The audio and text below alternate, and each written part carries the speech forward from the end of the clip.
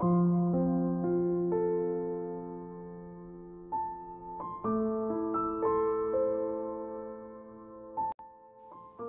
mewah hitam itu tengah melaju dengan kecepatan sedang di jalanan besar yang padat oleh kendaraan umum. Dalam mobil hitam tersebut terlihat Geran terduduk di kursi penumpang belakang dengan pandangan melihat ke samping pada kaca jendela. Sedangkan Liam tampak fokus mengemudikan mobil. "Liam," akhirnya Geran memulai pembicaraan. Liam melirik kaca tengah mobil yang menampilkan wajah si Geran di belakang sana. "Iya, Tuan. Menurutmu, apa aku terlihat seperti orang mesum?" Kembali Liam menatap lurus ke jalanan. "Tidak, Tuan." Hela napas pelan Geran yang raut mukanya tampak sedikit muram. "Kau tahu, sudah ke-53 kalinya Liliana memanggilku dengan sebutan mesum. Dan bahkan hari ini pun dia sampai salah paham padaku. Ini semua gara-gara si Kim."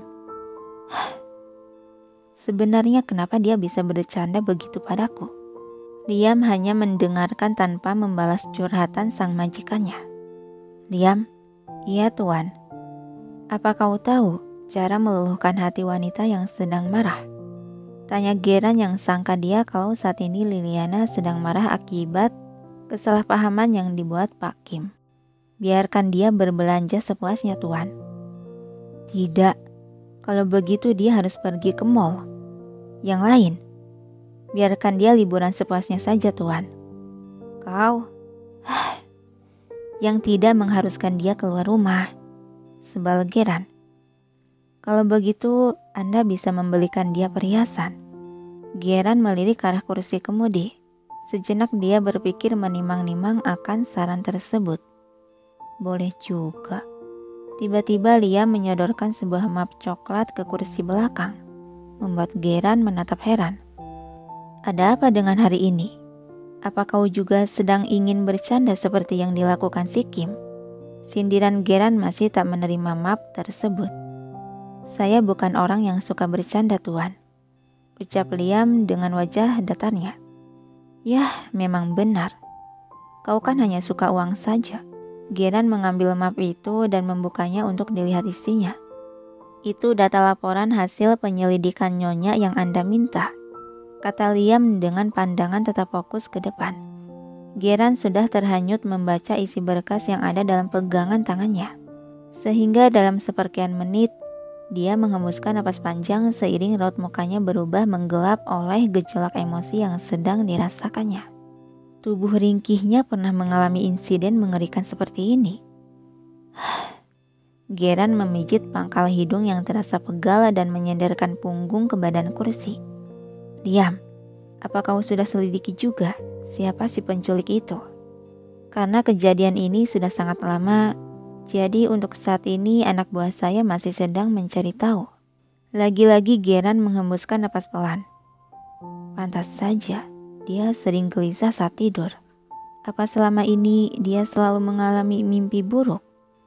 Gumamnya pelan hanya terdengar oleh si diri sendiri.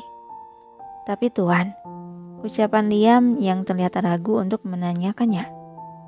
"Ada Pak, katakan," pinta Geran penasaran.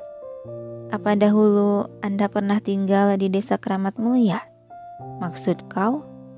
tanya Geran terlihat kebingungan. Kembali Liam menatap lurus ke jalanan. "Tidak, saya hanya bertanya, karena ada jejak Anda di sana." Geran memeriksa lagi isi berkas yang belum dibaca. Yang kali ini alis dia terangkat sebelah saat membaca nama yang terdengar familiar. Agnus. Oh, benar. Soal Tuan Muda Agnus, mereka telah saling mengenal sejak sekolah dasar. Sampai di kelas 2 SMP, mereka terpisahkan karena Tuan Muda Agnus pindah ke kota. Geran hanya terdiam masih fokus membaca isi berkas. Karena tak ada suara lagi dari kursi belakang, Liam melirikkan mata ke kaca tengah untuk memeriksanya. Tumben sekali dia tidak bereaksi. Dan soal jejak dia yang pernah tinggal beberapa tahun di desa tempat tinggal Nyonya, sepertinya harus aku pastikan lagi. Batin Liam merasa ada yang janggal. Matahari telah berada di tengah-tengah memancarkan cahaya yang terang dan suhu yang panas, menandakan waktu telah memasuki siang hari.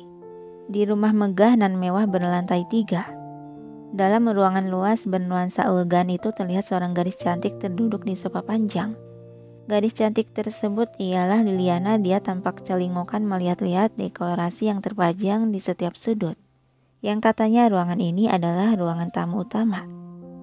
Entah bagaimana ceritanya aku bisa berakhir di sini, gumam Liliana dengan pandangan terjatuh pada bingkai foto berukuran besar yang terpajang di dinding tengah-tengah ruangan. Dalam figura itu berisikan foto keluarga Lorenzo, yaitu Bibi Dahlia, Rosemary, Astor, dan satu lagi, seorang pria parubaya yang sebagai kepala keluarga Lorenzo. Beberapa jam yang lalu, saat itu Liliana seperti biasanya menjalankan tugas sebagai seorang nyonya rumah dengan memeriksa laporan kepengurusan rumah. Namun di saat dia sedang fokus bekerja, tiba-tiba suara panggilan dari telepon rumah berdering nyaring. Sontak dia mengangkat gagang telepon tersebut dan menempelkan ke telinga. "Halo?" sapa Liliana pada orang di seberang. "Kakak," terdengar suara wanita yang serak dan lemah, yang seketika membuat Liliana mengkerutkan alis tanya. Siapa ya?" Kak Lili." Ceracauan gadis tersebut terus memanggil namanya. "Ros, apa itu kamu?" "Duh, anak ini." Terdengar suara gaduh oleh omelan seseorang pada anaknya dari seberang telepon. Waduh, omelan Bibi Dahlia dahsyat juga ya. Pasti kuping si Ros bakalan panas tuh. Batin Liliana mendengarkan ceramahan seorang ibu pada anaknya. Sampai seperkian detik keheningan membentang. Liliana menatap gagang telepon dalam pegangan dan menempelkannya kembali ke telinga. "Ros?" "Halo Nak Lili." Kali ini suara orang berbeda dari yang sebelumnya. "Iya Bi." "Duh, maafkan anak Bibi yang nakal ini. Kamu pasti lagi sibuk ya?" "Oh, enggak kok Bi." Gini nah, kakak jenguk aku ke sini dong. Aku lagi sakit nih," serobot Ros. "Ros, mama bilang jangan manja," teguran dari Bibi Dahlia. "Pokoknya aku gak mau makan sebelum bertemu sama Kak Lili," rengek gadis itu.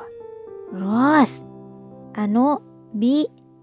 "Oh iya nak," sahutan cepat Bibi Dahlia. "Apa Ros sedang sakit?" "Yah begitulah nak. Gara-gara kehujanan jadinya kena flu dan demam." Kalau boleh tahu, apa saya boleh menjenguknya?" "Yeay, aku tunggu loh kak." Kegirangan Ros yang sepertinya teleponnya di loudspeaker. "Boleh saja, tapi kalau kamu lagi sibuk, kamu tak perlu memaksakan." "Tidak kok Bi, saya lagi senggang." "Kalau gitu tolong ya nah." Bibi jadi merepotkan. Dan kembali ke waktu sekarang. Sudah sekitar 10 menitan Liliana masih terduduk di sofa dalam ruangan itu. Seseorang lelaki berjas rapi memasuki ruangan. "Maaf menunggu lama Nona. Mari ikuti saya. Nyonya Dahlia ingin bertemu dengan Anda terlebih dahulu," kata pria tersebut yang tentunya dengan sikap sopan dan hormat. "Oh iya." Liliana bangkit berdiri. "Mari Nona, akan saya antarkan Anda ke ruangan beliau," ajak pria itu dengan gerakan tangannya. Lalu mereka berdua pun berjalan dengan Liliana berjalan satu langkah di belakang mengikuti lelaki itu. Mereka melewati beberapa ruangan yang kini tengah berjalan di lorong panjang. Namun pada saat di pertengahan lorong, tiba-tiba langkah kaki Liliana terhenti dan termatung di tempat. Saat pandangan matanya tak sengaja melihat sesuatu di sebuah ruangan yang kebetulan pintu ruangan tersebut terbuka setengah. Banyak sekali lukisan. Kedua netra coklat cerah Liliana menengok ke sekitar ruangan untuk melihat lebih jelas. Tapi lukisan-lukisan ini... Lagi-lagi gumaman dia terhenti di udara seiring kedua bola matanya melebar tak percaya dengan yang dilihatnya terasa familiar. Gambar-gambar ini terlihat seperti aku. Tidak, tidak mungkin. Ini pasti hanya orang yang mirip saja kan? Bahkan di sini ada wajahku sewaktu aku remaja. Nona, teguran lelaki yang tadi bersamanya membuat Liana seketika tersentak kaget dan menoleh. Oh, maaf. Cengengesan dia tersenyum malu. Mari Nona, saya akan mengantarkan Anda ke ruangan Nyonya.